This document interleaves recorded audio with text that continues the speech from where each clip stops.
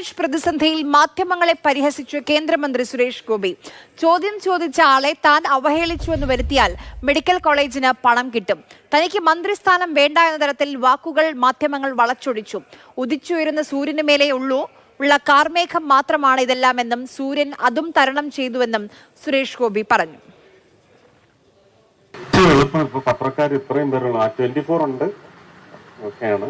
Media 1 ഉണ്ടോ, കൈരളി ഉണ്ടോ, ഏഷ്യാനെറ്റ് ഉണ്ടെങ്കിൽ ഏറ്റവും നല്ല മാർഗം എന്താ അറിയാം, ഞാൻ നിങ്ങളെ ഇവിടെ അറഞ്ചം പുറഞ്ചം അങ്ങ് അവഹേളിച്ചു എന്ന് വരുത്തിയാൽ നിങ്ങൾക്ക് ഇപ്പൊ കിട്ടും. ഞാൻ പ്രധാനമന്ത്രിയോട് ആവശ്യപ്പെടുന്ന പ്രോജക്ട്സ് ചൊൽപ്പടിക്ക് നിൽക്കുന്ന മന്ത്രിമാരെ കൊണ്ട് അതൊന്ന് ചെയ്യിച്ച് തന്നാൽ കേരളത്തിലെ ജനങ്ങൾക്ക് അത് മതി. അവർക്ക് മന്ത്രിയൊന്നും ആവശ്യമില്ല.